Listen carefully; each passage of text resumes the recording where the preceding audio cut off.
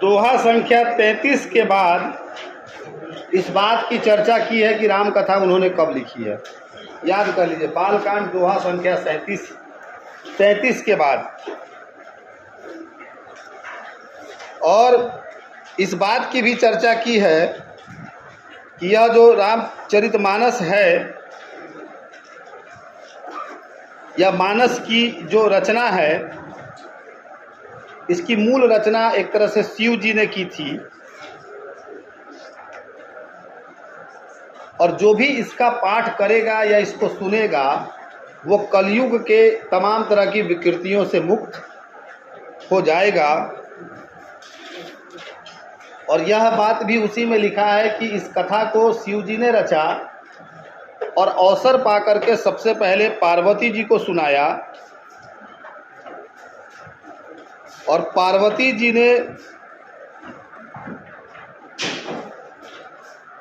जी को सुनाने के बाद ही शिव जी ने इसे अपने हृदय में रखा और इसका सुंदर नाम रामचरितमानस दिया।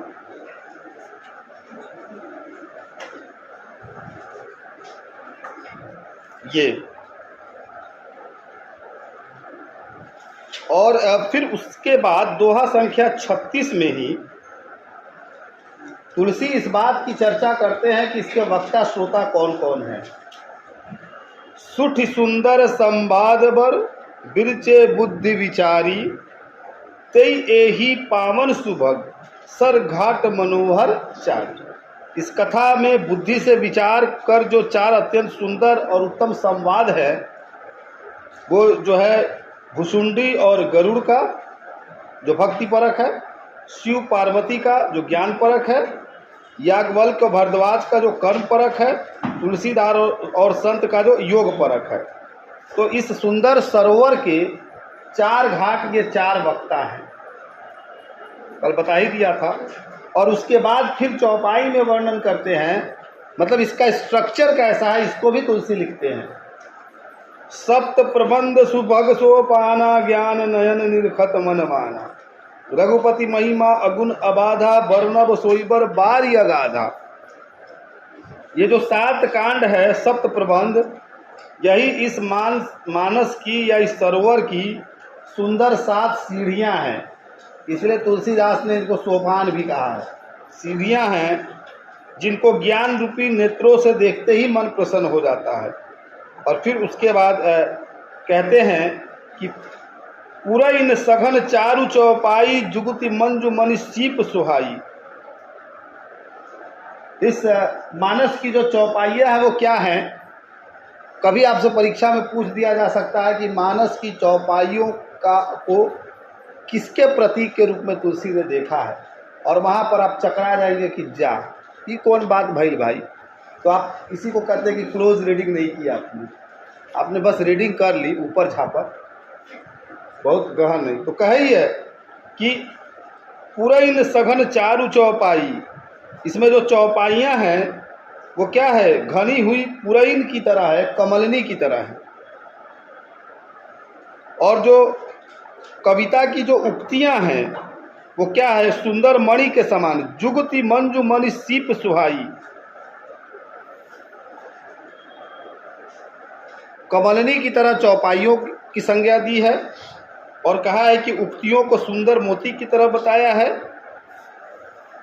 और ये भी कहा है कि छंद सोरठा सुंदर दोहा, सोई बहुरंग कमल कुल सोहा, अरथ अरूप अनूप सुभाव सुभाषा, सोई पराग मकरंद सुभाषा।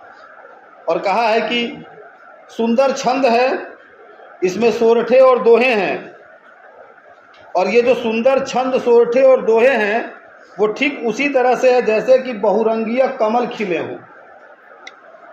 उन्होंने छंद को, सोरठे को, दोहे की तुलना कमल से की है, चौपाई की तुलना कमलनी से की है। और कहा है कि अर्थ अनूप सुभाव सुभाषा, अनुपम अर्थ है, ऊंचे भाव हैं और सुंदर भाषा है। सोई पराग मकरंद सुभाषा, ये सब क्या है? पराग यानी कि पुष्पराज, मकरंद माने पुष्परस, और सुगंध की भांति हैं इस कथा के अंतर्गत। पंक्तियां क्या हैं इसकी? सुकृत पुंज मंजुल अलिमाला, ज्ञान विराग विचार मराला, अधूनि अवरेब कवित गुण जाति, मीन मनोहर ते बहुभांति। क्या है कि ये जो इसमें जो सत्कर्म दिखाया गया है उसके पुंज जो है भौरों की सुंदर पंक्तियां हैं, ज्ञान वैराग्य और विचार हंस हैं।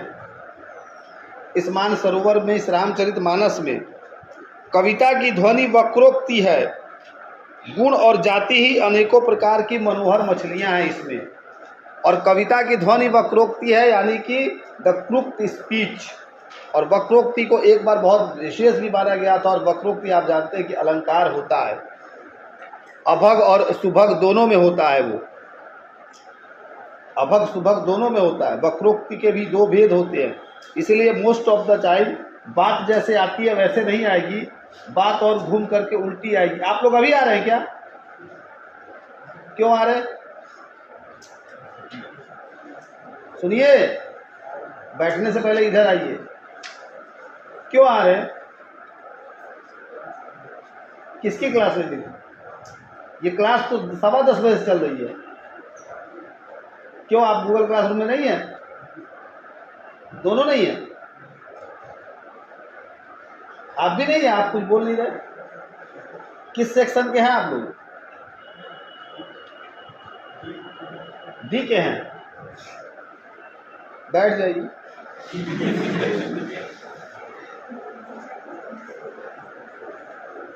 तो कहा कि ये है, और ये भी कहा इसमें धर्म अर्थ काम मोक्ष हैं, विज्ञान और ज्ञान के विचार किए गए हैं। काव्य के 9 रस इसमें विद्यमान हैं, जप तप योग के प्रसंग इसमें हैं, और ये सब सरोवर के सुंदर जलचर जीव हैं जो जल में हैं। यानी कि विचार इस मानस के, इस सरोवर के जीव जंतु हैं जो इसके अंतर्गत आए हैं। और भी कई तरह की चीज़ों के बारे में बताते चलते हैं।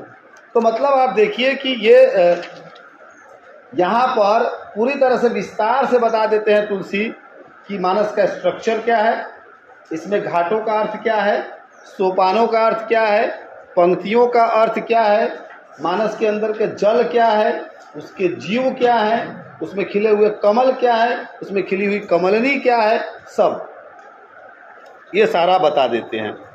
उसके बाद वह जो है एक जगह कहते हैं कि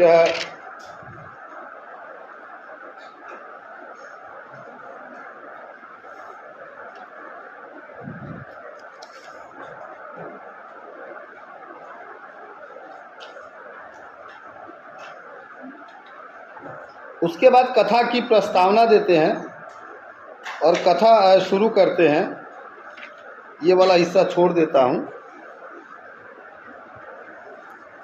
शिव और राम भक्त, शिव को कैसे राम भक्त बताते हैं जरा ये भी सुन लीजिए। एक जगह कहते हैं दोहा संख्या 56 के बाद, तब शंकर प्रभु पद सिर नावा, सुमिरत राम हृदय अस आवा, एहि तन सतहि भेंट मोहि नाही, शिव संकल्प किन्न मन माही। शिव जी ने प्रभु श्री रामचंद्र के चरण कमलों में सिर नवाया। राम जी का स्मरण करते ही उनके मन में आया कि सती के इस शरीर से मेरी भेंट नहीं हो सकती। और शिव जी ने अपने मन में यह संकल्प कर लिया। क्या संकल्प किया और किसका संकल्प किया? जाहिर सी बात है कि राम का। और फिर वो प्रतिज्ञा करते हैं, वो पूरा का पूरा अंश है। शिव पार्वती का विवाह भी है और सती का भी संदर्भ जो है तुलसीदास ने रखा है। तो ये आता है। इसके बाद इसी में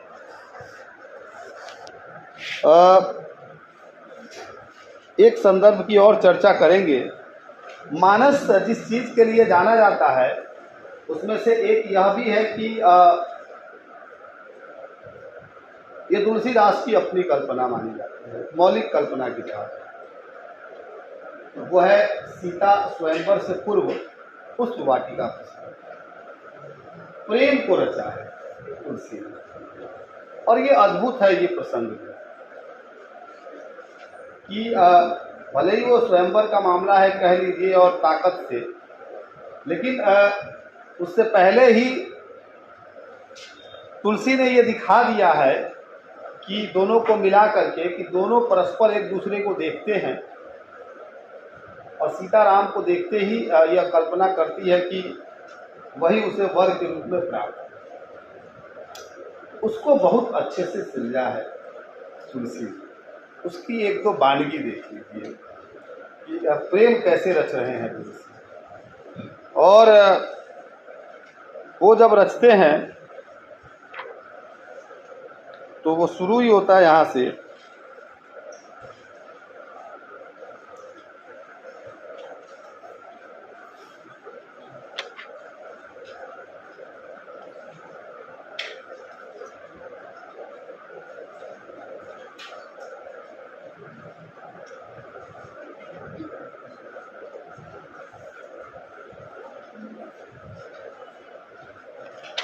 और यही वो अंश हैं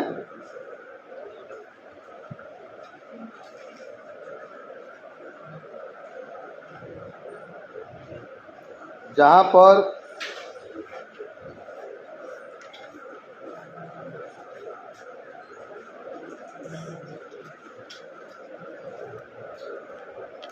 तुलसी ने न सिर्फ सीता का बल्कि राम लक्ष्मण इनके सौंदर्य को भी पूरी तरह से रच दिया है। कहते हैं कि दोहा संख्या 121 बालकांड।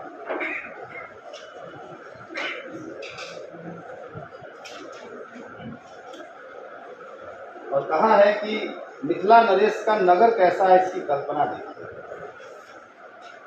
बिरचो मगमहु नगर ते ही सतजोजन विस्तार, श्रीनिवासपुर थे अधिक रचना विविध प्रकार।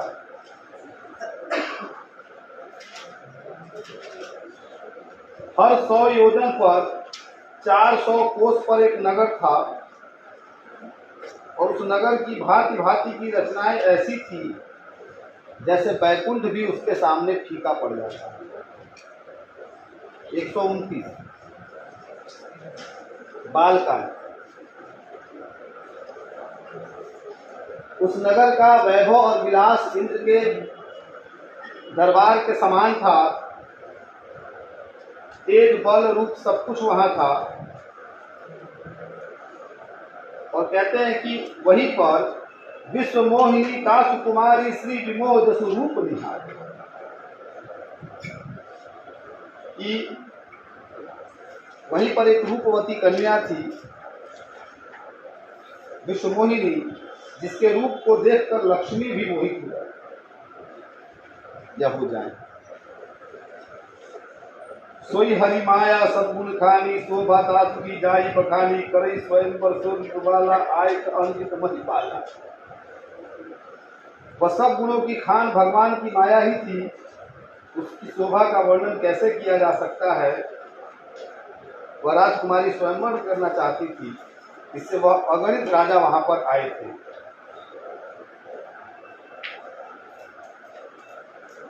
इसमें नारद का खेल कई जगह आता है। नारद जी बार बार आते हैं और उस रूप को देख करके वैराग्य भूल जाते हैं। कहा यह कि वो आते हैं और जब राजा ने राजकुमारी को लाकर नारद जी को दिखलाया, ये और देखिए इसका गुण दोष कहिए इस लड़की का, क्योंकि आपको पता ही है कि ये पेरियार भी इस चीज़ की चर्चा करते हैं जब सीता के बारे में, तो कहते हैं कि सीता का विवाह नहीं हो रहा था, और वो एक दोष की तरफ भी इशारा करते हैं।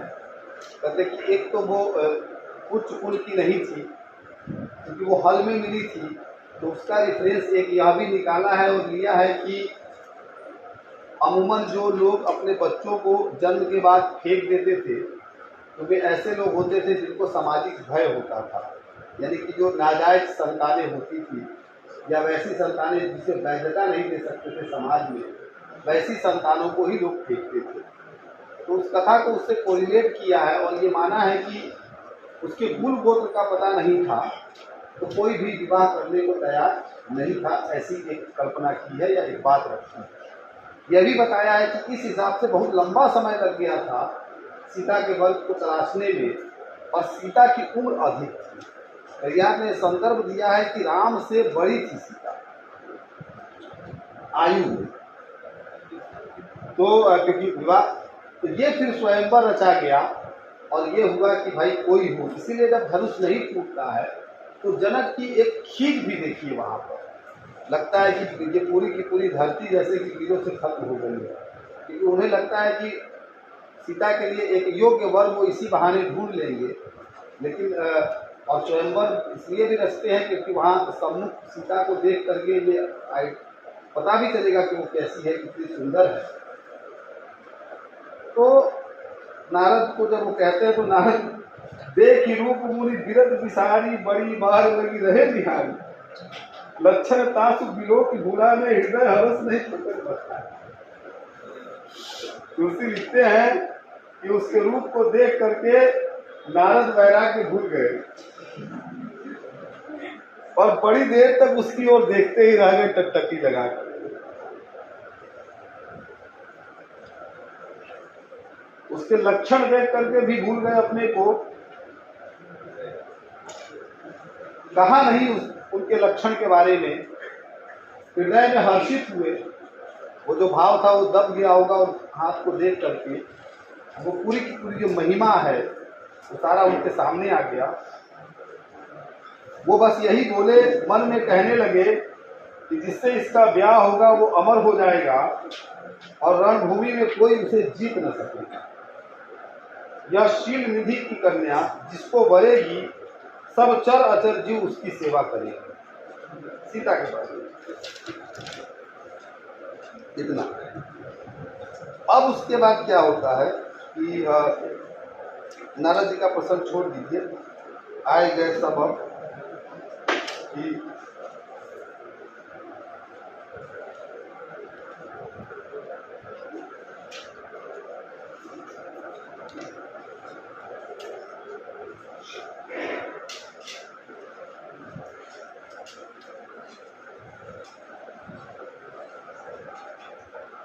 अब जो मुझे अंश पढ़ना है मैं वहाँ आ रहा हूँ।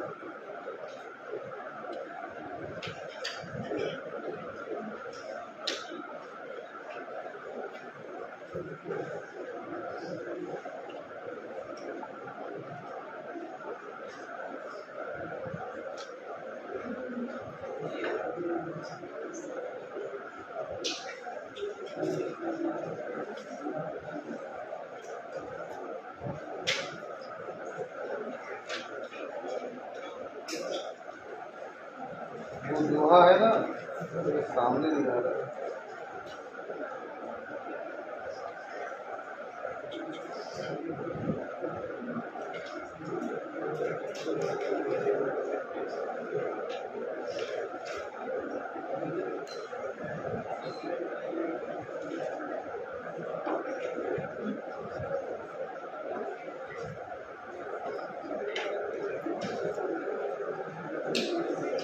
कहाँ चला गया?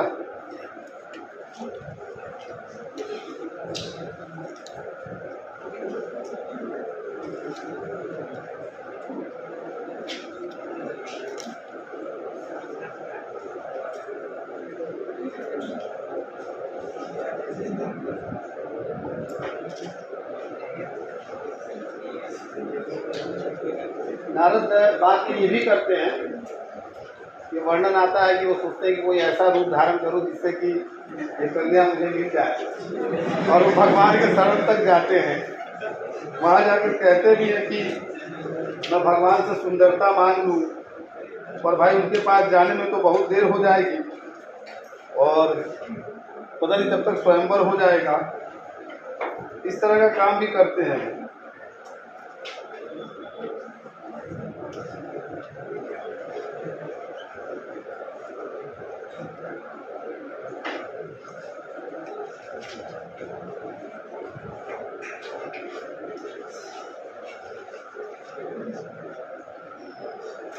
उसके बाद स्वयंवर की चर्चा है, लेकिन एक वर्णन है, अब वो वर्णन देखिए अचानक से मिल नहीं रहा है।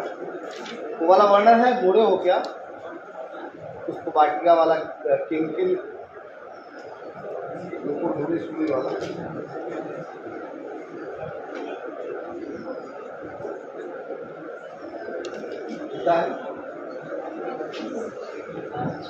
दोहा 226 है ना? हाँ ठीक है, मिल गया। पेज मोड़ के रखा था, भूल कहाँ है।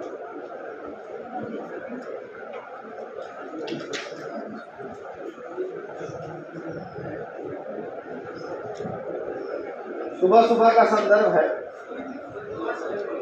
226।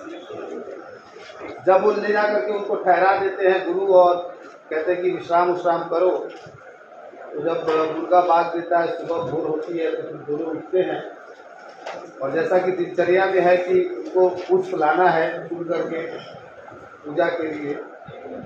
उठे लखन निश विगत सुनी अरुण शिखा धुनि कान, गुरते पहले ही जगतपति जागे राम सुजान। रात बीतने पर अरुण शिखा बोलते हैं मुर्गे के बाग को। किसी को बहुत प्रेम से मत बोल दीजिएगा कि अरे भाई आप तो अरुण शिखा समझ आपकी भौजी को। और कहा कि वो फिर रामचंद्र जी गुरु से भी पहले जग गए। तमाम क्रियाओं के बाद नहा धोआ करके गुरु की आज्ञा पाकर दोनों भाई फूल बीनने मतलब लेने चले गए। फिर उस बाग का वर्णन है, सुंदर बाग देखा, पक्षियों की आवाजें सुनी, सब कुछ सुंदर था, सब रमणीय था। उसी के बीच क्या हुआ कि चहुदिस चितई पूछी मालीगन, लगे लेन दल फूल मुदित मन, यही अवसर सीता का आई गिरजा पूजन जननी पढ़ाई। गिरजा के पूजा के लिए माँ ने भेजा था। वह भी क्या है कि मालियों से पूछकर प्रसन्न मन से पत्र पुष्प लेने लगे। जब राम तो उसी समय जो है सीता आई। माता ने कहा था कि जाओ और जो गौरी पूजन करके आओ, पार्वती जी की पूजा करो। जानते ही हैं कि ब्याह से पहले शिव पार्वती की पूजा होती है, ये भी तय है। तो कहा कि संग सखी सब सुबह सयानी गावही गीत मनोहर वाणी, सर सभी गिरजा गृह सोहा वर्ण न जाई देख मन। सारी की सारी सुंदरियां सखियां हैं, गीत गाए जा रही है। सुंदर सा मंदिर है गिरजा का पास में, जिसका वर्णन खैर तुलसी नहीं करते। उसके बाद मज्जन कर सर सखिन समेता, गई मुदित मन गौरी निकेता, पूजा किन्ने अधिक अनुरागा, निज अनुरूप सुभग वरुमा। सरोवर में स्नान किया और प्रसन्न मन से गिरजा के मंदिर में गई, पूजा की और कहा कि यहाँ पर आकर के मांगा कि मुझे जो है योग्य वर दीजिए, जिसकी मुझे इच्छा है, जैसा मैं चाहती हूँ। एक सखी सिय संगु बिहाई, गई रही देखन आई, तही दो बंधु बिलो के जाई, प्रेम विवश सीता पही पाई। एक सखी ऐसी थी जिसका पूजा का मन नहीं लगा होता, वो चली गई थी फुलवाड़ी देखने। इसी को कहते हैं घटना में विपर्य जाना, नहीं जाती तो कहाँ से देखते, देखने चली गई थी। तो उसने जो है वही फूल चुनते हुए किसे देख लिया, राम और लक्ष्मण। अब क्या था, ऐसे सुंदर दो बालक देखे ही न थे। देखते ही जो है दौड़ी दौड़ी आई। अब राजकुमारी से भाई जानते ही, कोई भी जितनी जल्दी शेयर करी आई और उन्होंने कहा प्रसन्नता पूर्वक कि भाई, और क्या कहा, तासु दशा देखी सखन उलक गात चलु नैन, कहु कारण निज हरस कर उच्च ही सब मृदु बैन।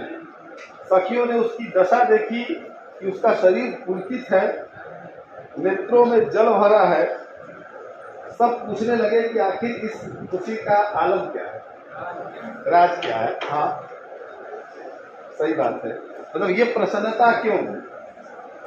तब उसने कहा कि देखन बाग कुंवर दो आए, बै किशोर सब भांति सुहाए, श्याम गौर की भी कहो बखानी, गिरा अनयन नयन फिर बानी। ये वो लाइन है जिसे कोट कर लीजिए। यही तुलसी कहते हैं कि श्याम गौर की भी कहो बखानी, उनके सांवले और गोरे रंग का जो सौंदर्य है ना, उसका बखान संभव नहीं है, उसका वर्णन, उस सौंदर्य का वर्णन संभव नहीं है, क्योंकि गिरा अनयन नयन विरूप बानी, कान जबान जो है देख नहीं सकती और आंखों को जबान है ही नहीं। एक जबान रहित है और एक दृश्य रहित है, जबकि कहने के लिए दोनों का साथ चाहिए, लेकिन दोनों अलग अलग है, तो इसलिए वर्णन संभव नहीं है।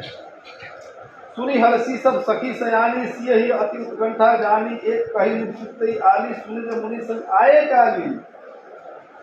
कौन है इतना सुंदर जिसका वर्णन करने में असमर्थ हो जाए। तब जो है उस उत्कंठा को जान करके एक सखी ने कहा कि लगता है वही राजकुमार है जिनके बारे में कल मैंने सुना। वो आए हैं 2 राजकुमार हमारे नगर में, मुनि के साथ, विश्वामित्र के साथ 2 राजकुमार आए हैं, यही लग रहा है यही होंगे दोनों। जिन निर्रूप मोहिनी डारी, किने सौ बस नगर नर नारी, वर्णन छवि जो सब लोगू अवश्य देख ही देखन लोगू। नगर के सारे स्त्री पुरुष को अपने वश में कर लिया था राम और लक्ष्मण के सौंदर्य। कौन ऐसा था जो उससे आकर्षित नहीं था, कौन ऐसा था जो उस पर से कहते हैं कि निछावर नहीं था, सब इसी तरह से थे।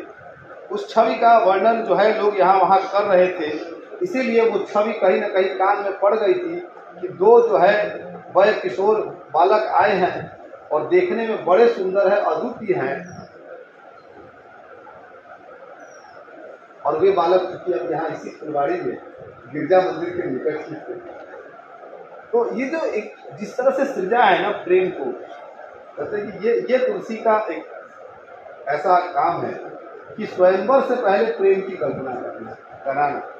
तो तुलसी ने कम से कम यह गुंजाइश रखी थी, मैंने कहा ना कि वैराग्य हुआ आसक्ति के बाद भी रखती थी, लेकिन जो उसका भाव था जीवन में प्रेम का या प्रिय के सानिध्य का, उसे अपनी रचना में भी वो सृजने से अपने को नहीं रोक सकती। कहा कि तासु बचन अति सिया सुहाने, दरस लागी लोचन अतुला। अब क्या है कि उसकी बातें अच्छी लगी कि भाई उसकी चर्चा कल से हो रही है, अब इतना काफी है व्यग्र करने के लिए किसी को, एक बहुत सुंदर अद्भुत है, वैसा तो देखा ही नहीं, तो कोई चाहेगा कि एक बार देख तो ले कि कैसा है। उनकी आंखें अब अकुलाने लगी, लोचन अकुलाने लगी, व्याकुल हो गई देखने के लिए। चली अग्र करी प्रिय सखी सोई, प्रीति पुरातन लखई न। ये कमाल की लाइन है, यही वो लाइन है तुलसी ने जिसे बहुत केंद्र में रखा है लोगों ने कि प्रीति पुरातन लखई न को। कहा कि सखी को सीता जी ने आगे किया, खुद पीछे हो गई। ये भी एक तकनीक है प्रेम का और देखने का, ओर छोर का। तो सखी को आगे किया, खुद पीछे हो गई और कहा कि पुरानी प्रीति को कोई लख नहीं पाता, देख नहीं पाता। तुलसी ये संभाल कि ये इस जन्म का तो प्रेम था नहीं, ये जन्मों जन्म का प्रेम था, लेकिन फिर भी उसका प्रकटीकरण नहीं होना था। और जो प्रेम सीता के मन में अब उमड़ रहा था, उसे वह क्या है जाहिर नहीं करना चाहती थी। उनकी आंखें, उनके नेत्र, उनकी भ्रुकुटी, उनके कान, उनके शरीर का जो है एक एक जो है उसकी गतिविधि जो है राम को निहार लेना, देख लेना, टटोल लेना चाहते थे, लेकिन सीता ने अपने को ओट में रखा। मुझे याद नहीं है अभी कि मैंने इसी एक भाव पर एक बंदिश लिखी थी गाने के लिए, एक संगीत तज्ञ के कहने पर। और वो बंदिश बहुत अच्छी थी, शायद मुझे याद नहीं है। पग भय आगे नयन भय पीछे, एक ही दूसरा याद आ रहा है कि सीता ऐसे चल रही थी कि पग भय आगे, पैर आगे जा रहे थे और आंखें पीछे। पग भय आगे नयन भय पीछे, ये मैंने एक कल्पना की थी, हालांकि तुलसी कहते ही है। अब देखिए कि क्या कितना खूबसूरत दृश्य ये रचा, पहले भी पढ़ाया भी जाता है कई जगह शायद।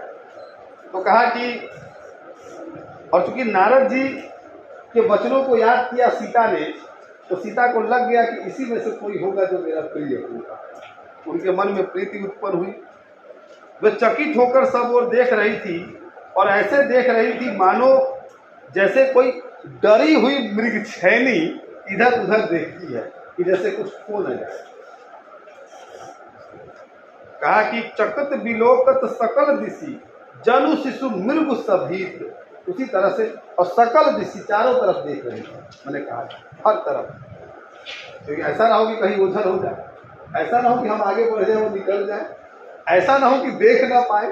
सारी संभावनाएं और असंभावनाओं को अपने में समेटे ये तुलसी ने सृजा।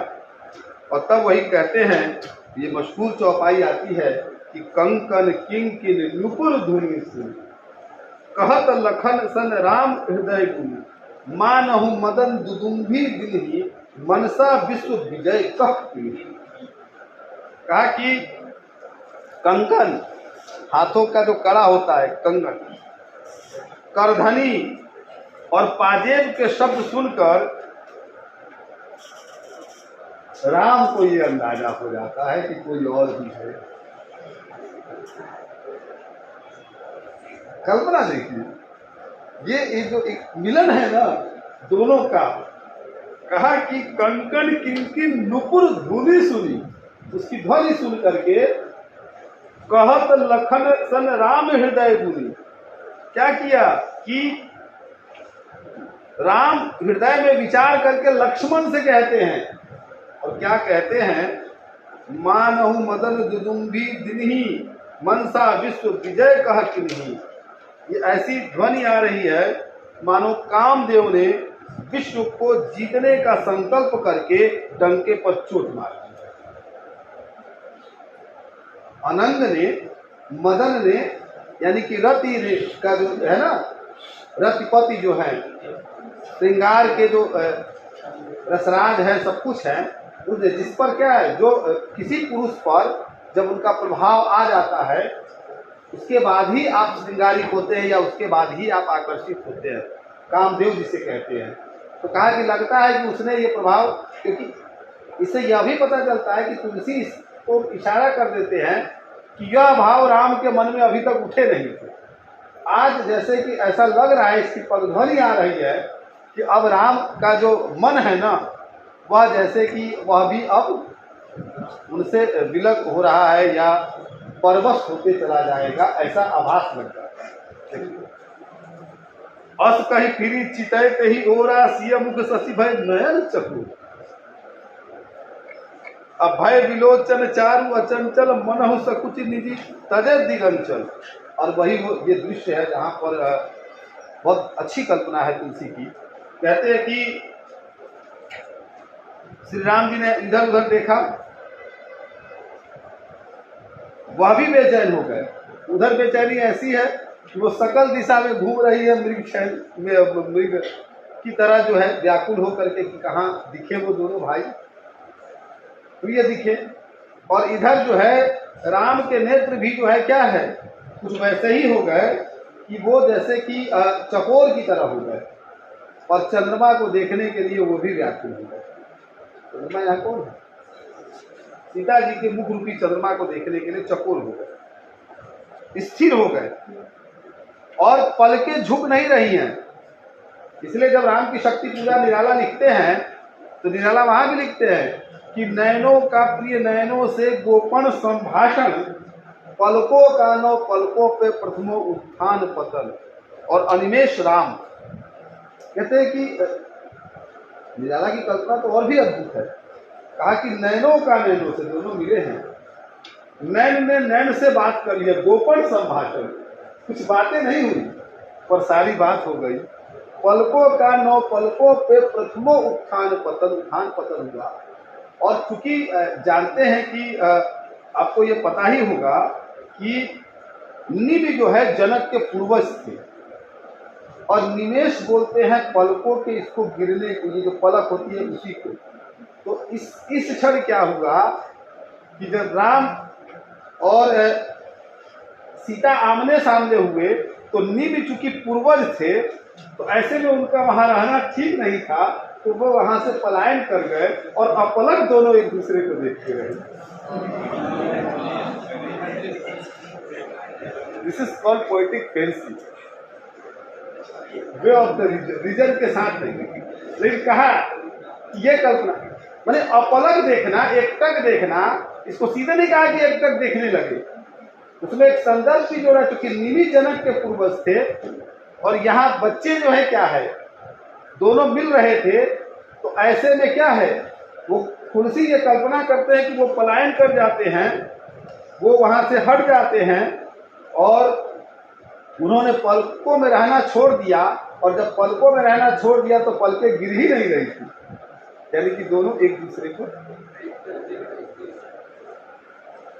और जब ये देखा तो क्या देखा, खत्म करूं इसको, यही रहने थोड़ा क्या थोड़ा बता ही देते हैं, सबको अच्छा लग रहा। वैसे आप पढ़ भी सकते हैं, लेकिन एक बोझ के बीच में एक इंटरटेनमेंट जैसा ही कुछ, पर कल्पना देखिए तुलसी की। इसलिए मैंने कहा कि ये प्रसंग भी बालकांड में है और ये तुलसी का अद्भुत प्रसंग है। आप तुलसी को जिस तरह का कवि मानते हैं उसमें गुंजाइश नहीं कर सकते कि वो प्रेम को इस तरह से लेके आएंगे, पर वे लाते हैं तमाम तरह के मान्यताओं को तोड़ करके। देख इसी शोभा सुख पावा, हृदय सराहर बचन आवा, जनु बिरंच सब निम्न पुराई, बिरच विष्णु का प्रकट दिखाई। सीता को देख करके श्री राम को बहुत सुख मिला, उस सौंदर्य की वे तारीफ नहीं कर सके, वचन ही नहीं निकल रहा था कि क्या कहे। सराहत बचनु न आवा, क्योंकि ऐसा लग रहा था कि इस जगत के रचयिता ने, इस सौंदर्य को बनाने वाले ने अपनी सारी शिल्पकारी लगा दी। इस तरह का भाई अपना कैरेक्टर भी तो यही से तो सीता आ रही है ना। आप ये भी मत भूलिए कि सीता एक तरह से इंट्रोड्यूस हो रही है अपनी अवस्था में यहीं से, तो कैरेक्टर का डेवलपमेंट भी है। और राम भी यहाँ से आकर के अब नायकत्व की श्रेणी में आ गए हैं, अब बाल मनी में नहीं है। तो इसीलिए कहा सुंदरता कहूँ सुंदर करई, छवि के दीप सिखा जनु बरई, सब उपमा कभी रहे जुठारी, कहीं पर तरो विदेह कुमारी। और कहते हैं कि कवियों ने सारी की सारी उपमाएं झूठी कर दी हैं, मैं वैदेही की उपमा किससे दूं। विवशता है, इतनी सुंदर है कि उनके सौंदर्य की उपमा भी नहीं दी जा सकती। और ये सारा का सारा जो है ये आता है। इसीलिए जो है बाद में आप देखिएगा कि स्वयंवर सभा में या वहाँ से जाने के बाद लगभग सीता के मन में ये बैठ जाता है कि जो है, और वो एक तरह से आभास भी हो जाता है उनको कि मेरा पति जो है राम ही होगा। स्वयंवर जैसे कि एक बहाना हो जाता है पूरी तरह से, और धनुष जब नहीं टूटता तो ये है कि एक गुंजाइश बनाई है। नया क्या है, नया यही है कि स्त्री से पूछा ही कब जाता था। पूछा तो खैर यहाँ भी नहीं गया, लेकिन कम से कम तुलसी ने उस मध्यकाल में स्त्री के अंदर एक प्रेम का जो बीज है वह बोने की कोशिश की। कम से कम ये कल्पना की कि पुरुष जो चाहिए उसे उसको स्वरूप कर दिया, स्त्री जो चाहिए उसको स्वरूप कर दिया, और मन में ये आकांक्षा भर दी कि जो है ऐसा ही पुरुष जो है हमें मिले, और ये सब कुछ होता है। अब दोस्तों ये सारी संदर्भ की चीज़ें ख़त्म हुई। अब मैं इस बात पर आता हूँ जो दूसरा हिस्सा है कि टेक्स्ट में 5 दोहे पढ़ने हैं। बहुबात बहुत हो गया, अब काम पर आ जाए, क्योंकि व्याख्या पूछी जाएगी तो आप कहेंगे कि सर लक्ष्मण सर की तो यही विशेषता रही है कि सब पढ़ा देते हैं और टेक्स्ट में गायब कर देते हैं। हालांकि ऐसा किया नहीं है, लड़के बेचारे नहीं होते। हाँ, वो जो है वो बहुत ताकतवर होते हैं, सामर्थ्यवान होते हैं।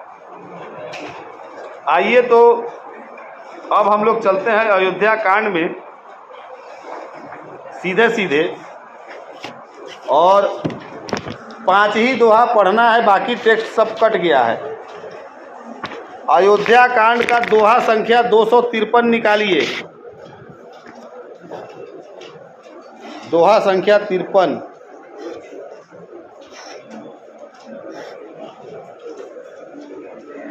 दो सौ तिरपन।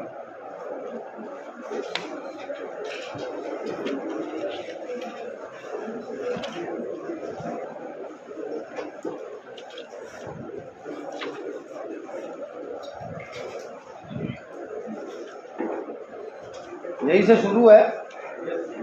टेक्स्ट बहुत बड़ा था, काट करके 5 दोहे तक कर दिया गया, तो इसका मतलब व्याख्या भी कितने दोहे से आई? लेकिन क्या मैं भी 5 ही दोहा पढ़ाऊंगा? हो सकता है कि इसमें से बहुत सारे अंश आपके सामने आएंगे, क्योंकि यह मानस का हृदय स्थल है। याद रखिए, अयोध्या कांड मानस का हृदय स्थल है, एक तरह से आत्मा है। और ये न केवल मानस का, मनुष्य के जीवन का हृदय स्थल भी है। यहाँ मनुष्य को सिरज रहे हैं, उसकी उदात्तता रच रहे हैं, तो वो वाला प्रसंग है। पानी बहुत कम पी रहे हैं आप।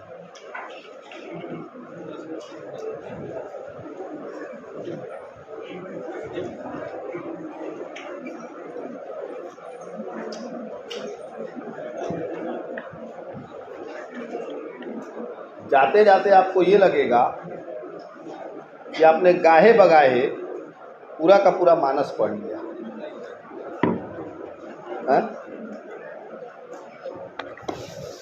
ईयरफोन चल रहा है। चलिए, दोहा संख्या 253 से शुरू है। गुरुपद कमल प्रणाम करी बैठे आयुषु पाई। मैं इसका थोड़ा सा पीछे ले चलता हूँ, एक ही दोहा पीछे, ज़्यादा पीछे नहीं, विचलित नहीं होइएगा। एक दोहा के भी थोड़ा पीछे। एक दोहा के पहले के चौपाई के पहले एक चौपाई है। अब लग रहा है इसकी जरूरत पड़ेगी। हेलो, हाँ। लखी सिया सहित सरल दो भाई, कुटिल रानी पछितानी अखाई। और जमहि जाचत कह कही, महीन बीच विदु नीच नदी। ऐसा नहीं है कि सिर्फ साकेत में आकर के मैथिली शरणदूत कैकई का अनुताप रचते हैं और कैकई को क्लीन चिट दे देते हैं। रामचरितमानस में तुलसी कई जगह ऐसे संदर्भ रखते हैं। भरत खुद इस बात का अफसोस करते हैं कि उन्होंने अपनी माता को क्या क्या नहीं कहा, और वो बताते भी हैं कि भाई जो उत्तम मनुष्य होता है वो दूसरों के दोष नहीं गिनता। सभा देखती है, कैकई का पूरा विलाप देखती है, राम कहते हैं, तो बहुत ऐसे स्थल आते हैं जहाँ पर कैकई को उस भाव से ही मुक्त करने की कोशिश तुलसी करते हैं। सीता और राम लक्ष्मण के सरल स्वभाव को देखकर कैकई को अब ग्लानि हो रही थी, पछतावा हो रहा था। लखी सिया सहित सरल दो भाई, कुटिल रानी पछतानी अखाई। अब पछतावा हो रहा है कि नाहक जो है, कौन घड़ी में जो है वर मांग दिए, ना मांगते, क्योंकि हम तो क्या क्या सोच के मांगे। ये तो हमारे बेटे को पूछेगा नहीं, राजा हो जाएगा, वो नौकर की तरह रहेगा। लेकिन यहाँ तो दृश्य ही बदल गया है। अवनि जमहि जाचत कैकई, महीन बीच विधि नीच न देई।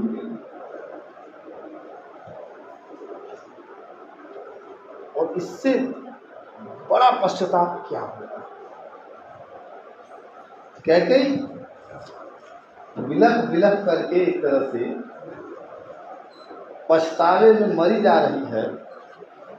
काल से यह विनती कर रही है कि मुझे किसी भी बहाने उठा लो, धरती से ये कह रही है कि कुछ हट जाओ, मैं धंस जाऊँ, क्योंकि मैं अब किसी को मुंह दिखाने के योग्य नहीं हूँ। इसके लिए यह अभिमान कहा कि और जम ही जाचित कह गई महीन बीच विधि मीच न दे। और इस तरह से जो है वह जो है न तो धरती उसको रास्ता देती है समा जाने के लिए फट करके, और न ही यमराज उसे मौत देता है, और वो जो है अब मरे जा रही है, पश्चाताप के आग में जले जा रही है। जब हमें अपने किए का पछतावा होने लगता है, जब हम आत्मग्लानि में चले जाते हैं, तो यह भी माना जाता है कि फिर उस जो है वो जो भी हमने किया है उसके दंड से हम मुक्त हो जाते हैं, या पछतावा होने के बाद उस व्यक्ति को मुक्त कर देना चाहिए। कॉन्स्टिट्यूशन और दुनिया की जेल इसीलिए रखती है मनुष्य को कि आदमी को अपने किए पर पछतावा हो और फिर से वो ऐसा न करे, यह संकल्प लेकर के बाहर आए। जब पछतावे का कोई बोध नहीं दिखता, या जब ह्यूमन साइकोलॉजी इस तरह से नज़र आती है कि वो टोटली क्रिमिनल माइंडेड है, तब फिर वैसे और रेयर ऑफ द रेयरेस्ट मामलों के लिए अदालतों ने जो है मृत्यु दंड जैसी चीज़ों का विधान किया कि इस आदमी को समाज में नहीं रहना चाहिए, क्योंकि उसमें कोई भाव ही नहीं है वैसा। लोग कहूँ वेद विदित कवि कहीं राम विमुख थल नरक न लही, यहु संसव सबके मन माही राम गमन विधि अवध पिनाही। ये तो खैर तुलसी ने जोड़ दिया बीच में। लोक और वेद ये कहते हैं कि राम से विमुख होने पर किसी की कोई गति है नहीं, तो ये तो ऐसे ही। उसके बाद 252वां दोहा जो है मनोविज्ञान देखिए। नींद नहीं आती है सारी सारी रह, किसको? भरत को नींद नहीं आ रही है, भरत को। और नींद क्यों नहीं आ रही है?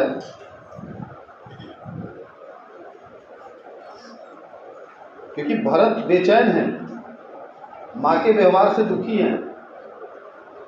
वो कभी सोच ही नहीं सकते थे। राम का व्यवहार जैसा रहा है भरत के साथ, उस व्यवहार ने भरत को जो है पूरी तरह से जो है भावुक कर दिया है। एक संदर्भ आएगा जहाँ भरत कहेंगे कि अरे राम तो ये थे कि जब वो खेल में जीतते थे तो जानबूझ करके हार जाते थे कि मैं जो है हर्षित हो सकूँ जी। इस तरह के भाई के सामने तो कोई भाव नहीं। तो कहते हैं कि निसिना नींद नहीं भूख दीन, भरत विकल सुचि सोच, नीच कीच बिच मगन जस, मिन ही सलील संकोच। न तो रात में उनको नींद आती है, न दिन में भूख लगती है। वे पवित्र सोच में ऐसे विकल है जैसे नीचे तल में कीचड़ डूबी हुई मछली को जल की कमी से व्याकुलता होती है, वैसे ही व्याकुलता जो है भरत को है। और वो सोचते हैं, मानते भी हैं, कहते भी हैं कि अगर चाहेंगे वशिष्ठ जी तो राम जी को अगर एक बार कह देंगे कि आप लौट चलिए, तो भरत को ये पता है कि राम अपने बड़ों की आज्ञा नहीं मानेगा। लेकिन जब ये पता हो कि सामने वाला हमारी आज्ञा नहीं टालेगा, तो बड़ों को भी ये पता होना चाहिए कि कौन सी बात सही है और कौन सी बात नहीं। वो दोनों तरह का होता है।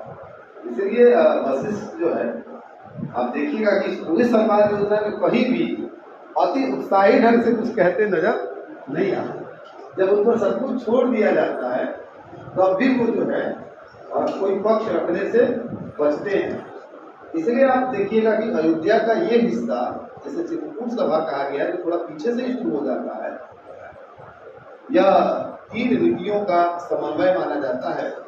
लोक नीति यहाँ फॉलो हो रही है, राजनीति भी यहाँ फॉलो होती है, और इंद्र और देवताओं ने जो कुछ भी किया उसमें कूटनीति भी फॉलो होती है। कूटता भी करते हैं नहीं तो भरत कुछ और ही मानते हैं। और जब जब देवताओं को ये लगा कि मामला हमसे फिसल रहा है और कहानी जो है गड़बड़ा रही है, क्योंकि वो तो चाहते थे कि राम न लौटे, लेकिन जब जब ऐसा लगने लगा कि कहानी गड़बड़ा रही है, तब तक जो है कभी सरस्वती से विनती करके, तो कभी किसी से विनती करके, तो कभी चुपचाप राम के पास पहुंच गए, उनकी स्मृतियों में दखलअंदाजी देने लगे, उसे कहने लगे कि देखिए अब आप ही बताइए काम, तो सब मामला बिगड़ा है, सारी की सारी स्थिति खराब हो जाएगी, डवाडोल हो जाएगी। तो ये जो सत्ता में क्या होता है, आप सत्ता पाने के लिए, अपने मन का करने के लिए कृति तो करते हैं। इसलिए कोई अगर ये कहता है कि सत्ता का जो रास्ता है वह बिल्कुल और बिल्कुल ईमानदारी और स्वच्छता से चलता है, नहीं। राजनीति तो वाया कूटनीति ही जो है अपना साधन जो है साध्य हासिल करती है, तो इस वजह से वो फूटता भी नजर आएगी, लोक मत भी नजर आएगा, क्योंकि पूरा जन समाज है यहाँ, केवल न वशिष्ठ है, केवल विश्वामित्र नहीं है, मिथिला नरेश भी आएंगे, ये सभी नहीं है, मंत्रीगण ही नहीं है, अयोध्या का जन समुदाय भी यहाँ आ पड़ा है। तो लोक मर्यादाएं और विद्या क्या कहती है वो भी है, और राजनीति तो है ही, राजा का अपना जो स्वभाव और धर्म और वो सारी चीजें, तो वो जन सामान्य, जन समुदाय, राज समुदाय, और फिर उसके साथ जो है क्या है, वह भी एक समुदाय जो इस सारी की सारी शक्ति को संचालित करने के लिए जैसे कि बैठा हो, इसका बहुत ही खराब और घटिया किस्म का कुपाठ करे, ये दिख सकता है कि यहाँ पर प्रजा है, यहाँ पर राजा है, और यहाँ पर वह समाज भी है जो इस सत्ता से के ऊपर भी सत्ता करता आया है, और जिसे ये पता है, जिसे ये तय करना है कि वह किसको राजा बनाएगा और किसको नहीं बनाएगा। अगर बहुत कंटेम्प्रेरी इसका कोई ऐसे तो कोई सिग्निफिकेंट नहीं है, लेकिन फिर भी अगर जोड़े तो आप देख सकते हैं कि जो पूंजीवादी ढांचा है, जो तत्व में दिखाई नहीं देता, अदृश्य होता है, लेकिन इस धरती पर बैठा हुआ सर्वमान्य देवता वही है, तो कूटनीतियों में उसकी बड़ी भूमिका होती है, वो सब कुछ को संचालित करता है। तो यह जो एक भाव है और एक जो बाया पॉलिटिक्स, ये जो सारा का सारा रेफरेंस है, वो यहाँ पर आपको दिखाई दे देगा, या इस भाव में आप भूल सकते हैं, या गाहे बगाहे एक पाठ जैसा कर सकते हैं। खैर, अब जो है, और चूंकि वो मन में उनकी आशंकाएं जग रही हैं कि मुनि क्या कहेंगे चलने के लिए, क्या अगर वो कह दें कि माता कौशल्या कुछ कहेंगी कि चलो लौट चलो, लेकिन कौशल्या ने तो राम को जन्म दिया है, वो क्या हट करेगी राम से, ऐसा लगता है क्या? कहते मां को कहो बहुरी रघुराऊ, राम जननी हट कर्म किया, मोही अनुचर कर केती पाता, अब मैं तो सेवक हूं, मेरा कौन सुनेगा, मेरी बात की अहमियत ही कितनी है। जब वशिष्ठ का कोई नहीं मानेगा, मां कौशल्या का नहीं मानेगा, जब राम नहीं मानेंगे, तो ये तो तय है कि हमारा क्या मान लेंगे, हम तो बहुत साधारण जो है, सही बात उस समय बाम विधाता जो हट कर्म तो निपट कर भर के सेवक धर्म, क्योंकि मेरा तो समय खराब चल रहा है, विधाता प्रतिकूल है, अगर समय खराब ना होता तो ये सब घटता ही नहीं, न मां ऐसा मांगती, न मुझ पर ऐसा वज्र पड़ता, तो समय तो मेरा खराब चल ही रहा है, और ऐसे खराब समय में अगर मैं हट करूंगा तो समझिए कि और कुकर्म ही करूंगा और अधर्म ही करूंगा, क्योंकि जिसका समय खराब चल रहा हो उसे हट ही नहीं होना चाहिए, उसे अधर्म करने से बचना। हम सभी का समय कभी कभी खराब चल रहा है। उसके बाद अब शुरू होता है आपका टेक्स्ट, यहां से गुरुपद कमल प्रणाम करी, बैठे आयु सिपाही, विप्र महाजन सचिव सब जुड़े सभासद। भरत जी ने गुरु के चरण कमलों में प्रणाम किया और बैठू आयु सिपाही, आज्ञा पाकर के बैठ गए। गुरुपद कमल, गुरु के चरण कैसे हैं? कमल के समान है। प्रणाम किया, करी बैठे आए पाई, और आज्ञा पा करके बैठ गए। विप्र महाजन सचिव सब जुड़े सभासद आई। और विप्र मतलब ब्राह्मण, महाजन व्यवसायी, सचिव मतलब मंत्री, सब जुड़े सभासद आई। और जितने सभासद से सब थे, इसलिए कहा कि राजनीति भी है यहाँ। पूरा का पूरा दरबार, ये जो दरबारे आम होता है, जितने करिंदे व्यवस्थापक है राजा को छोड़ करके, मंत्री, सभासद, सारे के सारे ब्राह्मण, संचालित करने वाले, सब लेखा लिखने वाले, सारे के सारे वहां विद्यमान है। सब आ करके जो है क्या है, सारे आ गए, सब जुट गए। बोले मुनिवर समय समाना, सुनहु सभासद भरत सुजाना। धर्म धुरीन भानुकुल भानु, राजा राम स्ववस भगवान। कहा कि बोले मुनिवर समय समाना। वशिष्ठ जी सबको बैठाए, आदर दिया, बैठे सब। और फिर बहुत सोच विचार करके यहाँ तो कहा कि समय समाना, इसका अर्थ ये दिया कि समयोचित। लेकिन एक तरह से क्या है कि जब सब आ गए तो सबको देख उठ करके जो है फिर उन्होंने अपनी बात रखी। सुनहु सभासद भरत सुजाना। हे सभासदों, हे सुजान भरत, सज्जन व्यक्ति की तरह सुनो। धर्म धुरीन भानु कुल भानु, ये जो धर्म है उसके धुरी जो है या उसके जो धुरंधर है वे कौन है? सूर्य कुल के, कहा कि भानु कुल, सूर्य कुल के सूर्यवंशी राजा सब कौन है या सूर्य की तरह कौन है? तो सूर्य कुल का अभी का सूर्य कौन है? राम है। तो कहा कि इस धर्म का जो है, जो शीर्ष व्यक्ति है वह भी कौन है? वह भी राम है। सत्य संग पालक श्रुति सेतु, राम जन्म जग मंगल हेतु। गुरु पितु मात वचन अनुसारी, खल तनु दलन देव हितकारी।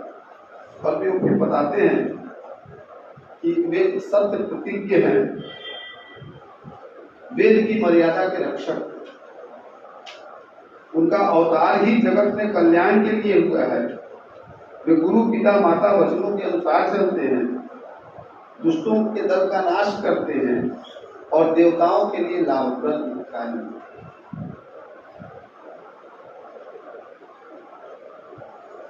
उनका इस धरती पर आना ही क्या है? लोगों को कष्टों से मुक्त करने के लिए। और वे कहा कि राम जन्म जग मंगल है। राम का जन्म ही जगत में मंगल करने के लिए हुआ, मंगल का विधान करने के लिए हुआ, यानी कि अमंगल हटने के लिए हुआ। नीति प्रीति परमार्थ स्वार्थ, कौन राम सम जान जतार।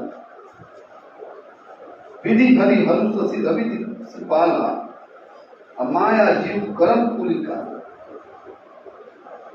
कहा कि नीति प्रीति परमार्थ स्वार्थ। नीति, प्रीति माने प्रेम, परमार्थ और स्वार्थ, ये सब जो है क्या है? कौन राम सम जान यथार्थ। कोई भी यथार्थ रूप में राम को नहीं जाना।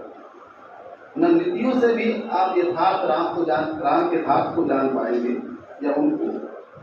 और कहा कि न ही जो है आप किस चीज से, प्रेम से भी संपूर्णता में जैसे कि जानने का कोई भाव हो, नहीं जान पाएंगे।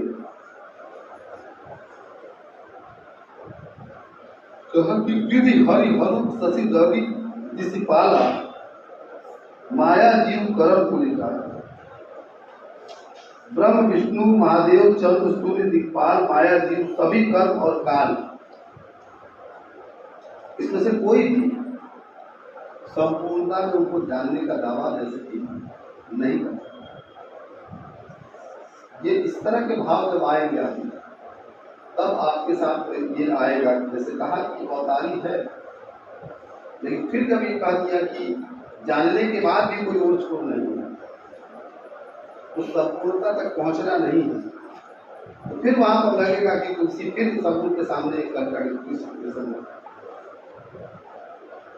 तो 12 इस पूरे के पूरे टेक्स्ट में आपको लगेगा कि वो सगुन की वंदना भी कर रहे हैं, और कई बार लगेगा कि जो है वो उसको उस छोर पर ले जाकर के छोड़ रहे हैं जहाँ ब्रह्म को समग्रता में जाना नहीं जा सकता, वो निराकार और निर्जीव है। इसलिए दोनों रूपों के बीच में, दोनों के साथ, इसीलिए कहा भी कि जिन लोगों ने ये बात कही है आलोचना में कि तुलसी ने समन्वय किया है, उसमें से एक बात ये भी कही है कि निर्गुण और सगुण का समन्वय। कायदे से वो कविताओं में ये बात को कहते हैं कि गोरख ने भक्ति को नुकसान पहुंचाया, वैराग को मेरे ला करके, उसके बाद भक्ति पूरी की पूरी चली। लेकिन तुलसी जैसे कि क्या है, अपने पूर्व की परंपरा को पूरी तरह खारिज भी नहीं करते। मुझे नहीं लगता कि कहीं पर अपने पूर्व के किसी कवि का नाम लिया हो गोरख की वैचारिकी को छोड़ करके, जिसे ये कहा हो कि भाई आपसे हम असहमत, या जिससे ये कहा हो कि, बल्कि कई बार ये लगता है कि कबीर की अगर कोई बात है राम नाम के मरम बना, तो मुझे लगता है कहीं ना कहीं तुलसी के कान में न पड़ी हो, और इसलिए राम का नाम महात्म ज्यादा बड़ा हो जाता है वनस्पति रूप महात्म। हाँ, मैं रूप को नहीं लूंगा और उसको भी नहीं लूंगा, अरूप को भी नहीं लूंगा, मैं नाम को लूंगा, और नाम मेरे लिए महत्वपूर्ण हो जाएगा। इसलिए नाम स्मरण जो है तुलसी की भक्ति का मुख्य बिंदु है। जब आप तुलसी की काव्य भक्ति की प्रवृत्तियां दिखाएंगे तो उसमें नाम स्मरण प्रमुखता के साथ आएगा। इसलिए कहा कि जब नवधा भक्ति अरण्य कांड में कराते हैं या बताते हैं तो सब कुछ बताने के बाद कहते हैं कि क्या है, मुझे स्मरण कर लेना, अगर फल भी मेरा स्मरण कर ले, मतलब नाम ही ले ले, हर जगह किसी भी माध्यम से मेरी कथा कहानी जीवन किसी को न सुने, तब भी उसे मुक्ति मिल जाएगी। ये जो बोल है तो कहा कि ये है।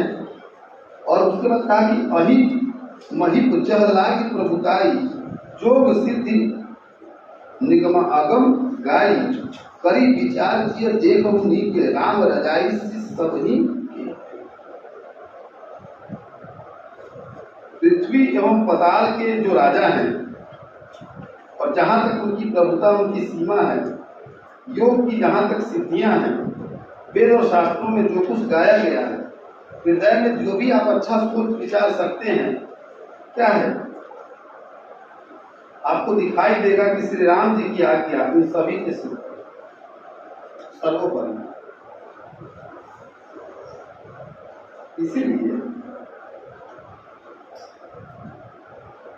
कृष्ण भी अवतारी लीला पुरुष है,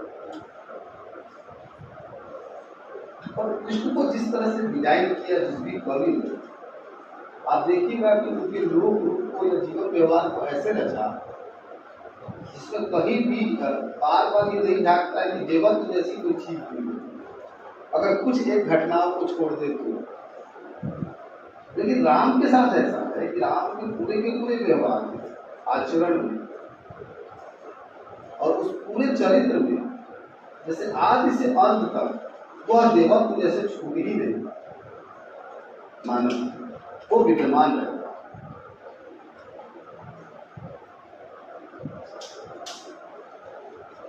फिर कहते कि राखे राम रजाई हम सब कर ही तो हुई, समझ सयाने करहूँगा सब मेरी सम्मत हुई। तो राम जी की आज्ञा और जो उनका रुख है, जो वो चाहते हैं, उसको मान लेने में ही हमारी क्या है, भलाई है, हित है। सबकर हित हुई समझ सयाने करहूँ अब सब मिलित सम्मत सोई। इसीलिए जो है आप की सयाने लोग हैं, सारे माने जाने लोग बैठे हुए हैं मेरे सम्मुख, आप सारे के सारे सयाने लोग जो सम्मत करेंगे, जो मत से करिए वही होगा। यानी कि वोटिंग सिस्टम आज ही महत्वपूर्ण नहीं है, वोटिंग सिस्टम तब भी थी। वो जो बात कही कि बहुमत के आधार पर यह निर्णय होगा कि आप क्या चाहते हैं, और अंततः वह छोड़ दिया जाएगा राम पर कि राम इसके साथ जाते हैं या नहीं जाते। उस दोहे के बाद आता है कि सब कहूँ सुखद राम अभिषेकु मंगल मोद मूल मग यही विधि अवध चल ही रघुराऊ कहूँ समझ सोई कर पाऊ। क्योंकि कहूँ सब कहूँ सुखद राम अभिषेक, सब जानते हैं, सब कहते हैं कि भाई राम का राज्याभिषेक महत्वपूर्ण है, राम अगर राजा होंगे तो इससे अच्छी बात क्या होगी। एक यही मार्ग है जिससे आनंद की प्राप्ति हो सकती है, जिससे अयोध्या में मंगल विराज सकता है। मंगल मोद मूल मग एक, उसका माध्यम उसका मार्ग एक ही है। यही विधि अवध चल ही रघुराई, चाहे जो भी विधि करे, जो भी उपाय करे, उसी के माध्यम से रघुराई अवध चले।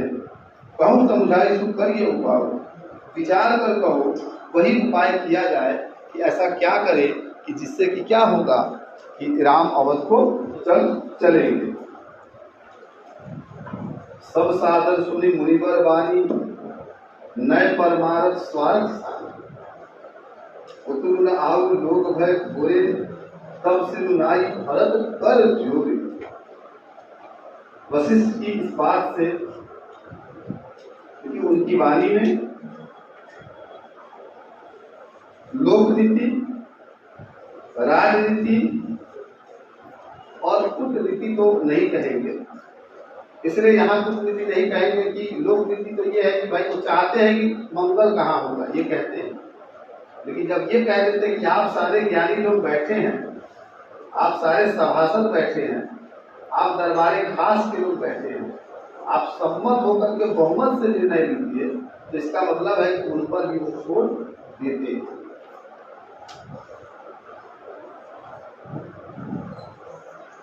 नए परमारथ स्वार्थ सामने मतलब क्या है, वशिष्ठ की बात में परमार्थ छिपा हुआ था।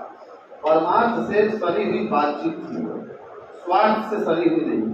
उसको सबने रेस्पेक्टफुली सुना, आदर पूर्वक, और कहा कि उतरू न आओ लोग भय भोरे, पर किसी के मुंह से कोई आवाज नहीं निकली, ताकि आप ही तय करके बता दीजिए आपकी सम्मति में क्या चाहते हैं।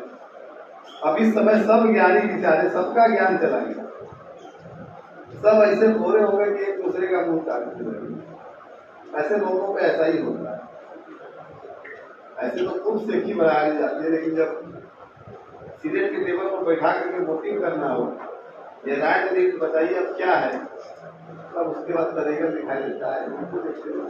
बोलिए तो हम बोले, हम बोलिए, सब लोग भोले हो गए, ऐसा लगा कि सब विचार रहित हो गए हैं। तब सिरुनाई भरत कर जोरे, तब भरत ने सर को झुका करके हाथ को जोड़ा और जोड़ते हुए कहा, क्या कहा,